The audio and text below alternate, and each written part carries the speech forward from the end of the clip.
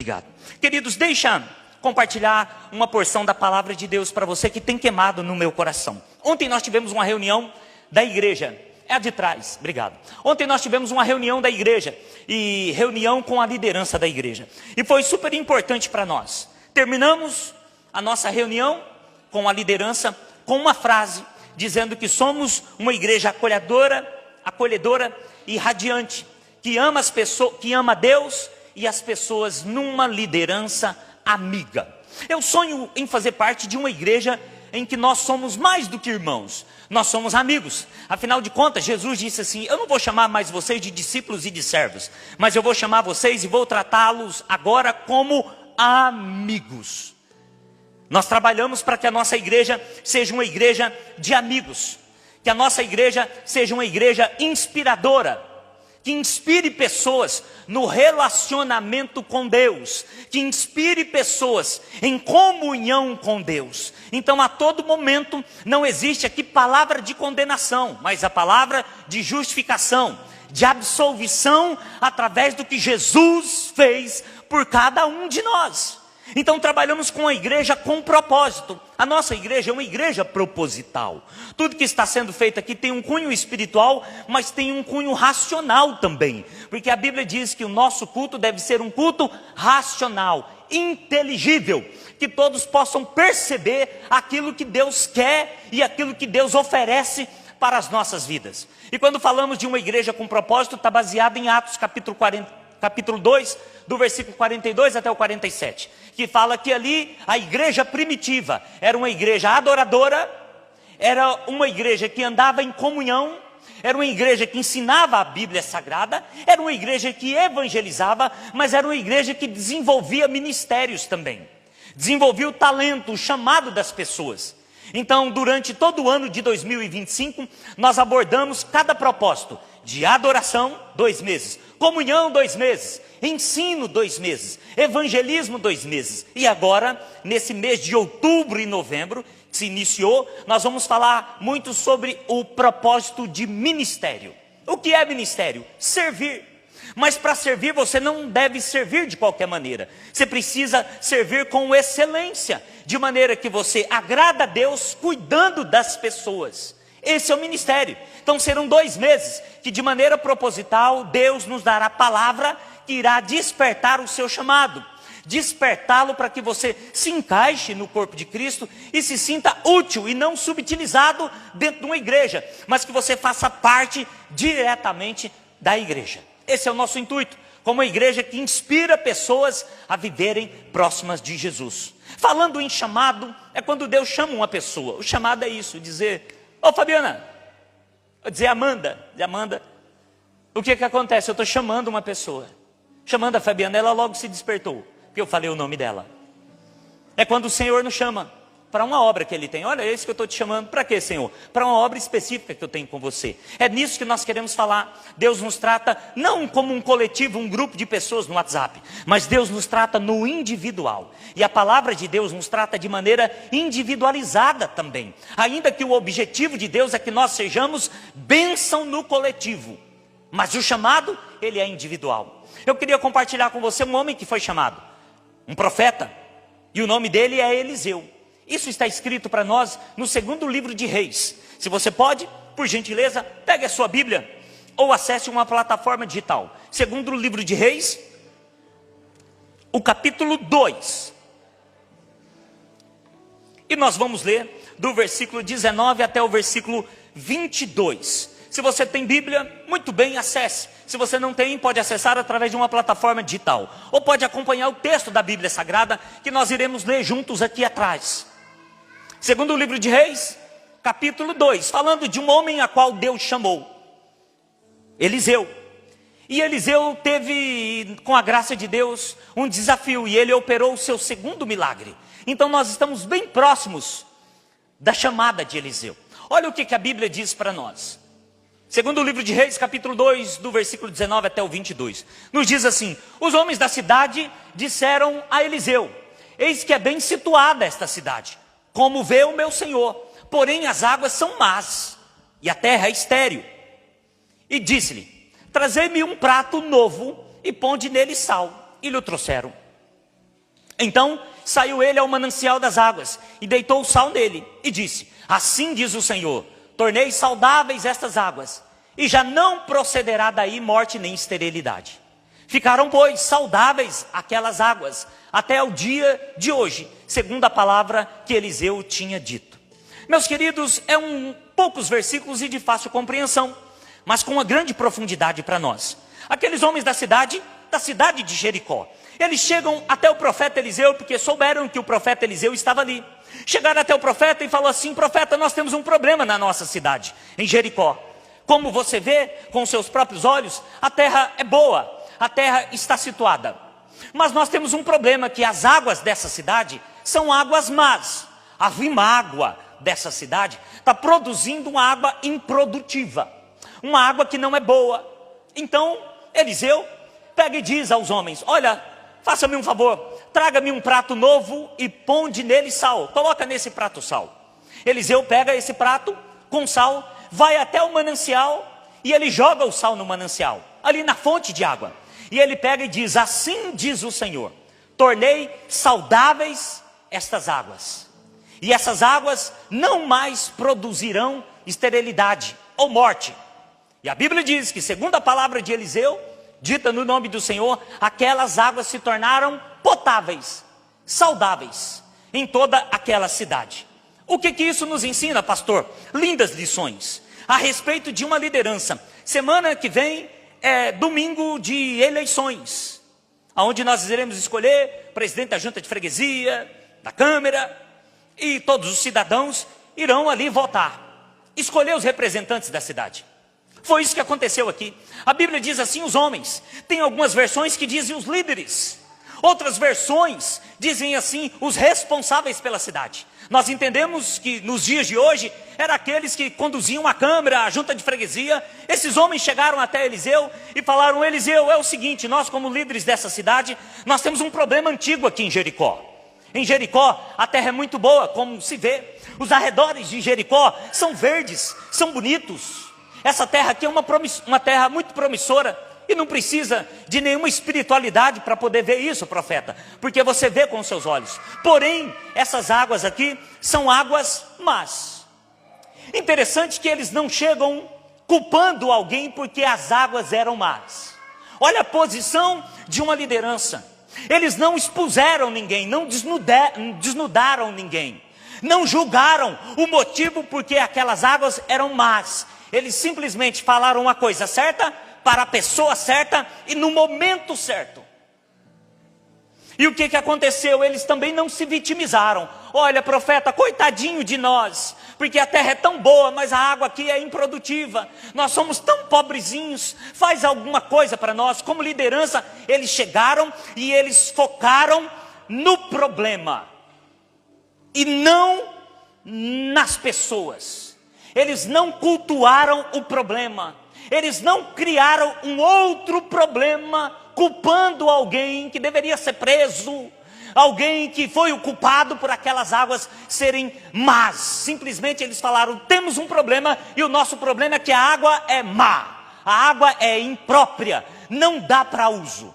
E o profeta também tem uma atitude, porque eles focaram em Deus. Queridos, traz lindas lições para nós como líderes na sociedade, como pais de família. Nós não devemos ficar cultuando o problema, nós devemos buscar a solução do problema. Nós não devemos ficar lutando e gladiando uns com os outros para descobrir quem é o culpado, quando na verdade é o problema que nos assola de maneira coletiva. Os líderes tiveram boa comunicação, comunicaram a Eliseu a situação da cidade de Jericó, porque eles não aceitavam aquela situação. Os líderes sim estavam inconformados. A cidade normalizou a situação, eles acostumaram a viver com aquela água ruim. Os líderes não. Veja a importância da gente estar debaixo de uma liderança saudável e líderes que falam a mesma língua. Eles não chegaram empurrando o outro: deixa que eu falo com o profeta, que eu sou mais importante da cidade. Não, eles foram homens em comum acordo, comunicando uma coisa só e falando uma coisa só. Isso traz lindas lições para nós. eles conseguiram expressar, comunicar aquilo que era má. E qual era o problema? O problema é que a cidade é boa, mas o problema é que as águas não prestam. As águas são más. Os arredores são bons. A cidade de Jericó está bem situada. A nossa cidade tem uma boa aparência, como se vê aos olhos. Não é difícil de notar. Naturalmente é uma cidade promissora. E quem não mora nessa cidade tem até vontade de vir para essa cidade. Porque Jericó é uma cidade desejável. Muitos desejam estar aqui. Porém, o seu interior tem um problema seríssimo. As suas águas são impróprias para uso.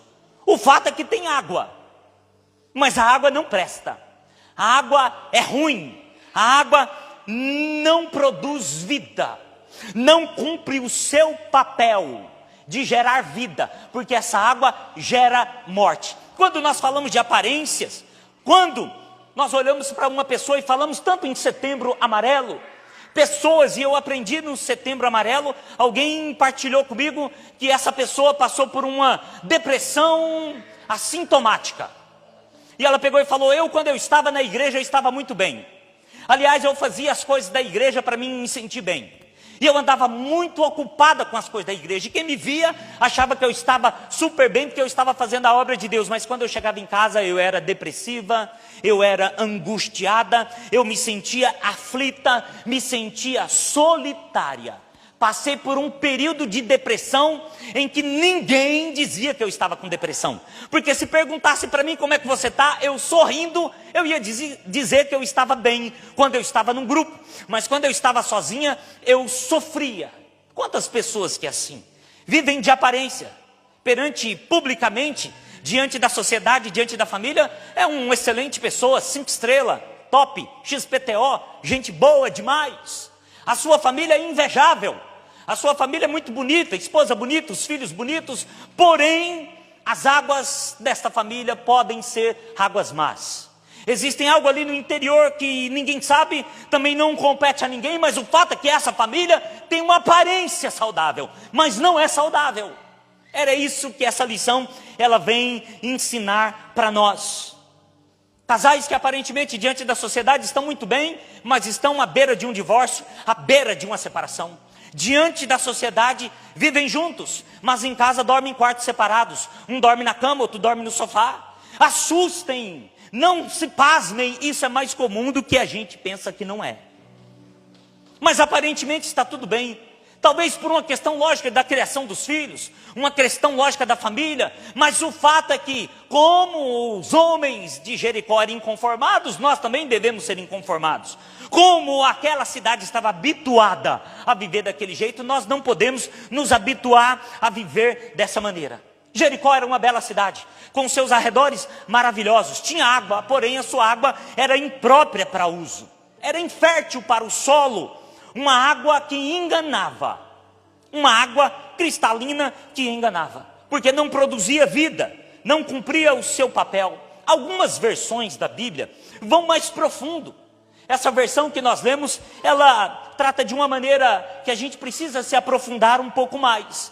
Mas outras Bíblias reforçam aquilo que estudiosos dizem, que aquelas águas, além de serem impróprias para a agricultura, aquelas águas também causavam aborto animal e humano. Era uma água que eles consideravam, na época, que eram águas envenenadas. Estudiosos dizem que aquela água tinha uma bactéria mortal, que aquela água não era imprópria somente para a agricultura, aquela água era imprópria para o consumo, porque causava aborto. A Nova Tradução da Linguagem de hoje diz isso, que a Bíblia diz isso na Bíblia, que aquelas águas causavam aborto. A nossa versão diz que eram inférteis, que aquelas águas causavam esterilidade. Tudo em Jericó era aparentemente bom, era uma cidade de aparências, que vendia a sua imagem, porém as suas águas eram enganadoras, eram envenenadas. Não é palavra que eu estou inventando aqui no contexto de pregar, mas é o que os estudiosos dizem que a água produzia. Era uma água que produzia engano, era uma água envenenada que matava os seus habitantes. uma água que produzia aborto, até o momento em que chega um homem de Deus, até o momento que chega o profeta Eliseu, aquele que tinha sido acabado de chamar pelo Senhor, acabado de ser chamado pelo Senhor. Ele entra nessa cidade, e é interessante que um homem de Deus, aqui Eliseu, ele não vai mudar a vida de uma pessoa, ele vai mudar a vida da cidade de Jericó. Ele vai tocar em muitos habitantes. Assim como Eliseu, eu e você, nós somos chamados, não apenas para fazer a diferença na vida de uma pessoa. Deus carinhosamente nos tirou da nossa terra e nos colocou aqui num propósito de ajudar a cidade a ser melhor. Ajudar a Guimarães a ser melhor. Se ela já tem arredores lindos, mas existem um pouco de água imprópria, o Senhor nos dá a graça de contribuir para que essa cidade seja curada e que as famílias sejam felizes. E coisas que ninguém sabe, o Senhor tem poder para curar. Quando Deus nos trouxe e nos chamou, não foi exclusivamente para uma pessoa. Glória a Deus se for por isso. Claro que a Bíblia diz que uma pessoa vale mais do que o mundo inteiro, mas é o fato do Senhor ter nos comissionado para uma grande obra. Quantos creem nisso? Diga amém. Eu também acredito nisso de maneira muito pessoal. Chega um homem de Deus, e o que esse homem de Deus ele vai fazer? Ele vai quebrar uma maldição. Por isso que o tema da mensagem de hoje é quebrando maldições. Quebrar uma maldição? Sim. Aquela cidade estava debaixo de um bruxedo, de uma palavra de encantamento. Aquela cidade estava debaixo de uma maldição. E a gente vê isso. O detalhe é que quem lançou essa maldição foi um homem. E está escrito para nós na Bíblia. Em Josué, no capítulo 6, versículo 26, diz assim: naquele tempo, Josué fez o povo jurar e dizer: maldito diante do Senhor seja o homem que se levantar e reedificar essa cidade de Jericó. Lembra quando as muralhas de Jericó arruinaram, elas afundaram? Eles tiveram vitória, porque o Senhor deu vitória. Deus condenou a cidade, mas Deus não amaldiçoou a cidade. Quem amaldiçoou a cidade foi Josué, e fez o povo jurar, dizendo: maldito o homem que tenta reedificar essa cidade. O fato é que teve um homem, 400 anos depois, que tentou reedificar a cidade. Um homem chamado Hiel. E a Bíblia diz isso a respeito dele. O fato é que Hiel, tendo passado 400 anos, muitas gerações passaram, e claro que Hiel provavelmente não sabia dessa maldição lançada por Josué. Mas o fato é que aquela palavra lançada 400 anos atrás, no passado, estava bem presente. Então Hiel chama os seus filhos. A Bíblia diz em 1 Reis 16:34, nos dias do reinado de Acabe, aquele camarada lá, que era muito difícil, era um rei muito esquisito, era um rei muito complicado, era um rei que trouxe muito pavor para o profeta Elias, e Elias era o mentor de Eliseu, que nós estamos falando dele. Acabe, nos dias de Acabe, um homem chamado Hiel, de Betel, edificou Jericó. Quando lhes lançou os fundamentos, morreu-lhe Abirão, seu primogênito. Ele, quando lhes pôs as portas, morreu Segude, seu último, segundo a palavra do Senhor que falaram por meio de Josué, filho de Num. Hiel não sabia da história, ele não sabia que aquela maldição estava tão presente, mesmo tendo passado 400 anos. Então ele chama seus filhos: ei filhão, vamos construir uma história? Vamos reedificar Jericó? Vamos, vem cá Abirão, você é forte, é meu primeiro filho, vamos lançar os fundamentos. Alguma coisa aconteceu, papum, caiu, morreu. Hiel não satisfeito: vem cá Segude, meu filho, nós vamos continuar reedificando essa cidade. Pega lá as portas para a gente poder colocar nos portões que um dia afundaram. E quando eles estavam colocando os portões da cidade de Jericó, a Bíblia diz que o seu segundo filho, Segude, morreu também. Queridos, olha a palavra que foi lançada. O fato é que, irmãos, uma maldição proferida, ela tem muito peso. A Bíblia diz que uma maldição sem causa, ela não encontra o seu pouso. É como uma andorinha no seu vaguear. Mas uma maldição com causa, ela encontra o seu pouso sim. Interessante que quando Deus chamou Noé e ele fez a arca, Noé com seus 3 filhos foram abençoados pelo Senhor. Deus diz assim, que chamou Noé e o abençoou com uma missão específica, construir a arca. E ele construiu debaixo da bênção do Senhor. Ele com seus 3 filhos, Sem, Cã e Jafé. Depois que a arca foi construída, o dilúvio aconteceu, Noé saiu da arca. A primeira coisa que Noé fez, plantar uma vinha. E a Bíblia diz que Noé se embebedou com aquela vinha. E ficou nu, lá no seu quarto. Então seu filho Canaã zombou dele. Os seus outros 2 filhos, Sem e Jafé, não zombaram de seu pai porque estava bêbado e estava pelado. Colocaram uma capa e de costas entraram no quarto e cobriram a nudez do seu pai. Quando o seu pai acorda, ele profere uma maldição. E ele fala, malditos sejam os descendentes de Canaã. E por causa disso, Canaã, de onde veio os filisteus, de onde veio os palestinos, até hoje estão sofrendo numa maldição que foi lançada. Até hoje existe uma guerra. E a gente vê na história. E a gente começa a entender a história.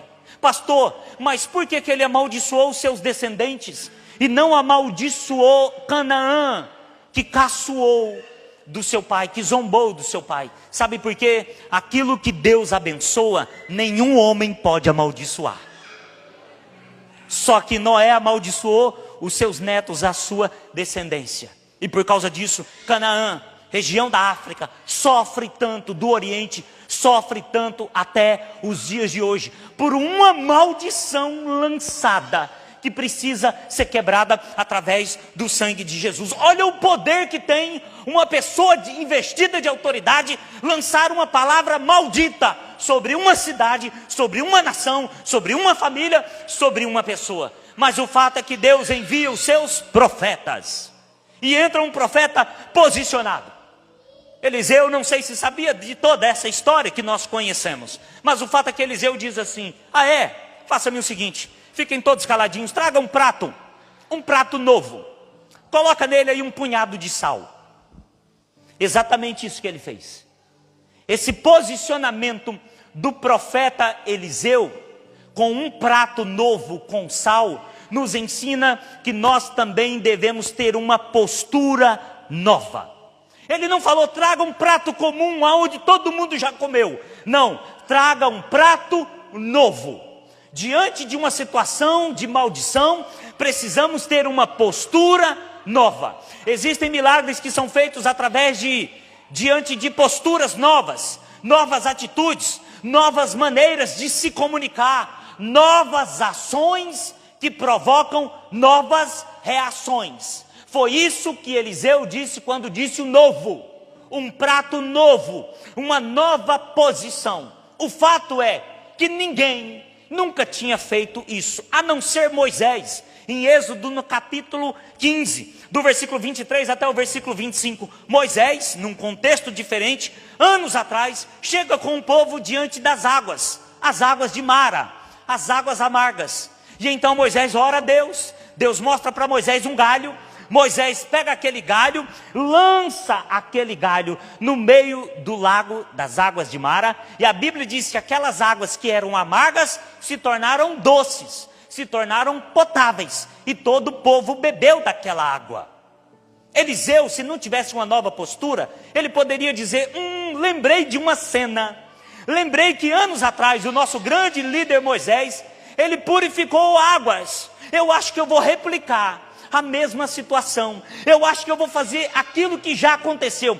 Queridos, as lições da Bíblia do passado não podem ser transportadas para o dia de hoje, e a gente querer fazer a mesma coisa, achando que vai ter o mesmo resultado, de maneira nenhuma. São lições a qual nós precisamos aprender. Então Eliseu faz algo novo, ele faz algo novo, ele tem uma nova ação. Eliseu não replicou esse feito. Nós não podemos querer replicar coisas que aconteceram lá na nossa terra, achando que vai acontecer aqui. Porque eu fiz lá, deu certo. Não vai dar certo aqui, querido.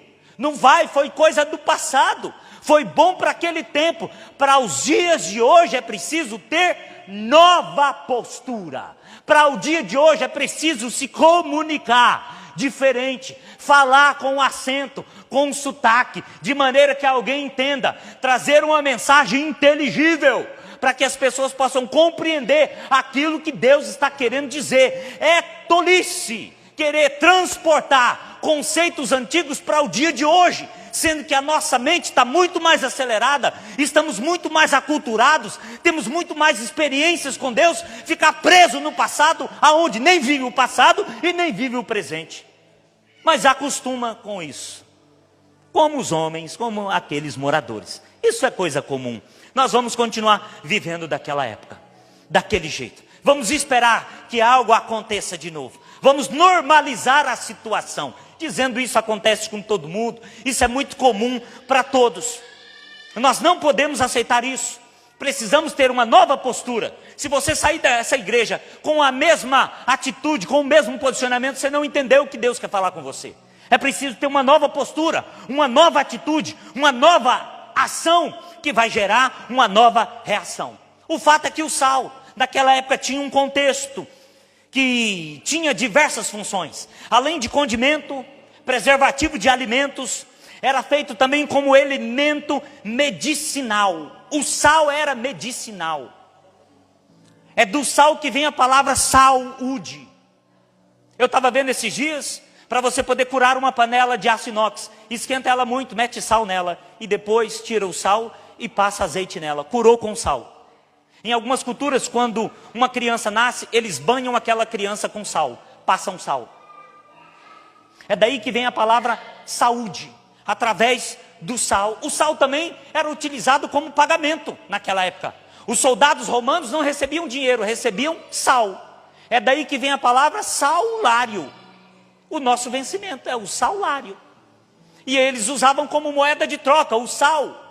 Por isso que vem, você recebe o seu vencimento, recebe o seu salário. Os romanos recebiam o seu salário e vendiam o seu salário e comercializavam ali. Então tem esse sentido. Quando a gente fala da palavra saudade, são conceitos que trazem para nós, que arremetem tempero, condimento, preservativo. Quando a gente fala da palavra saúde, são conceitos que nos arremetem.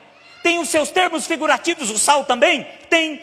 Eles usavam impactos de aliança, alianças de sal, como símbolos de cura e de poderes transformadores. Também o sal é utilizado para simbolizar a graça e a sinceridade do coração nos dias atuais. O profeta dá uma ordem. Qual é a ordem? Traga um prato novo, mas coloca nele também sal. Coloca nele também o agente purificador. E nessa ocasião, o prato novo, um novo posicionamento, o sal com um agente purificador e uma palavra liberada vai quebrar a maldição. Entenda, uma nova postura, um agente purificador e uma palavra dita vai quebrar uma palavra proferida há anos atrás. O profeta então, o que ele faz agora com o prato novo e com sal? Vai até onde? O manancial, a fonte das águas. Ele poderia ter dito, aonde que tem aqui um tanque de água?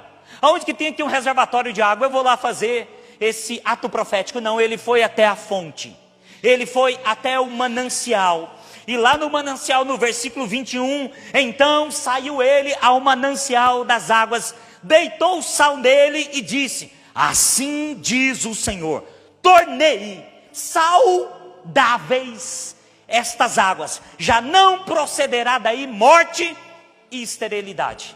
E a Bíblia diz que aquelas águas foram curadas para sempre, até nos dias em que a Bíblia foi escrita. Eliseu, ele foi aonde? Direto na fonte.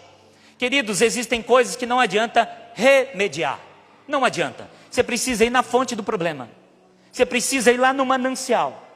Não adianta querer ficar remediando, querer ficar se desculpando, ficar perdoando pelas beiradas. É preciso ir lá na fonte, lá no manancial, na fonte do problema. E ele deitou e liberou, ele deitou sal, mas ele liberou uma palavra profética saudável. E qual foi a palavra profética saudável? Ele não amaldiçoou aquela água, mas ele liberou uma palavra saudável, que quebrou a maldição. E o que foi que ele diz? Assim diz o Senhor: tornei saudáveis estas águas. Já não mais será águas que causam morte e esterilidade. Essas águas foram criadas com um propósito e ela volta ao propósito: serem saudáveis. Você não nasceu com uma palavra maldita sobre a sua vida. Você não nasceu com uma palavra mal proferida sobre a sua vida.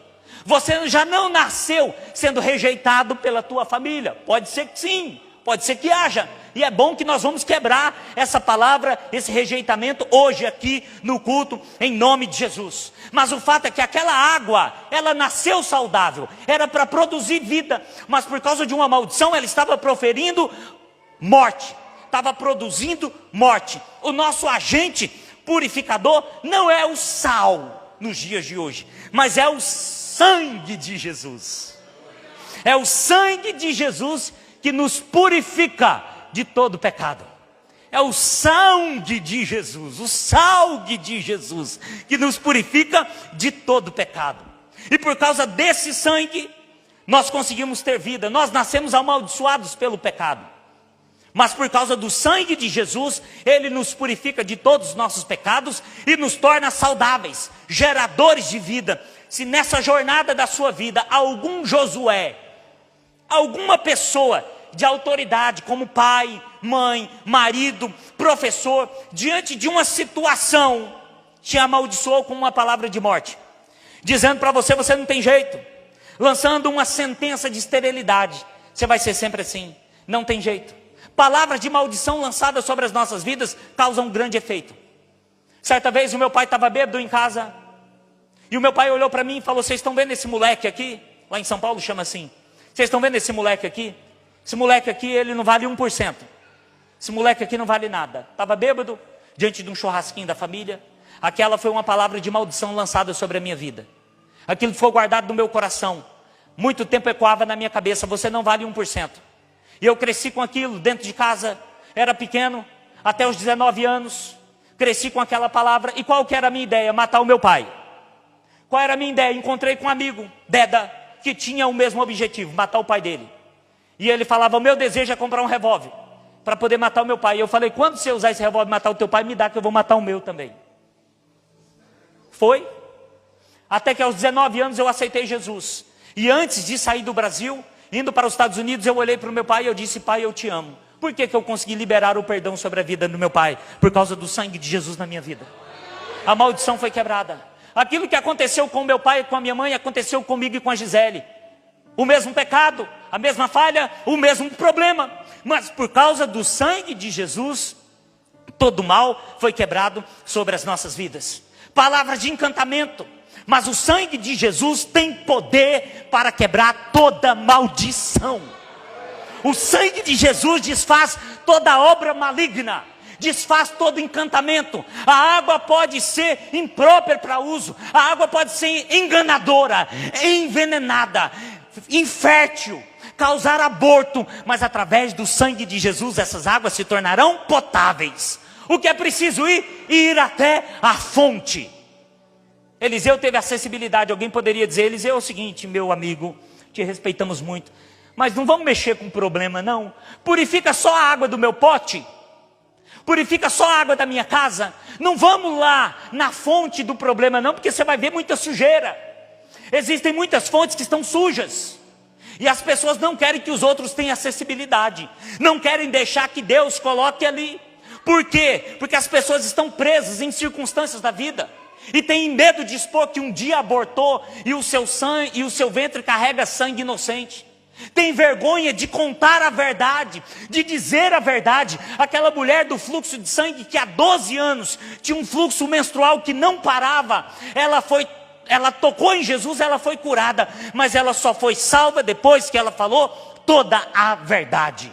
A verdade precisa ser falada, precisa ser proferida, é preciso ir até a fonte. Chega de esconder a fonte.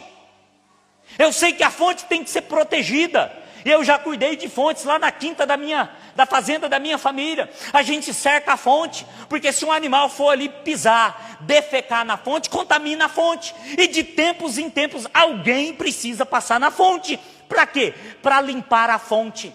Existem muitas pessoas que a fonte da sua vida tem água, mas são águas impróprias. E aí contamina o trabalho, contamina a família, contamina a igreja. Mas ele nunca vê que o problema está na sua fonte, ele sempre vai terceirizar o problema. O problema é o povo que não me aceita.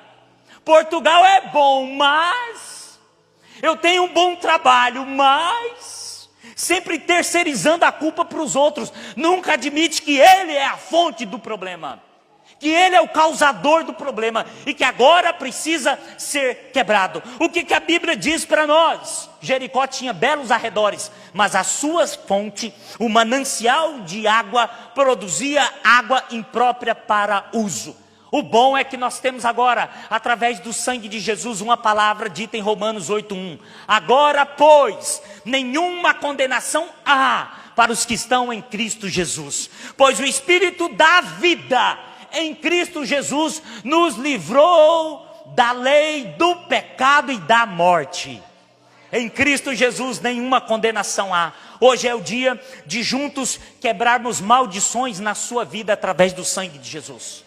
Hoje é o dia de um novo posicionamento. Hoje é um dia do agente purificador, que é o sangue de Jesus, que é o Espírito Santo, que é a palavra de Deus nas nossas vidas, ir até a fonte. O detalhe, você deixa Jesus ir até a fonte? Esse é o detalhe. Você permite ele entrar na tua casa? Você permite ele entrar no teu casamento? Você permite ele entrar em pontos difíceis de serem tratados? Se você permite, é um posicionamento. Se você não permite, Deus te abençoe. Continua tomando água imprópria e causando aborto e morte por onde você passar. Se não, hoje é um posicionamento. É uma postura de fé que nós precisamos ter. Um dia de quebrar maldições pelo sangue de Jesus. Com o quê? Com uma palavra de confissão. Assim diz o Senhor. É no nome de Jesus. Posicionados, nós vamos aonde? Na fonte do problema. Não é para ninguém aqui confessar publicamente o teu problema. Confessar a maldição que foi lançada sobre você. Ninguém quer saber e a mim não me interessa. Eu também não quero saber. Isso é entre você e Deus. Porque a fonte é sua, não é minha. A fonte é sua, não é minha. É você que tem que cuidar da sua fonte. Não é ninguém que vai cuidar da sua fonte. Não é o vizinho que vai cuidar da sua fonte, do seu manancial. É você diante de uma postura. A responsabilidade é sua. O posicionamento é seu. E quando a gente tem uma responsabilidade, um posicionamento, uma consciência cristã, Deus faz aquilo que nós não conseguimos fazer. No nome de Jesus. É isso que nós precisamos. Então hoje o Senhor Jesus purifica as fontes das águas de nossa vida. Se você pode, coloque-se de pé, em nome de Jesus.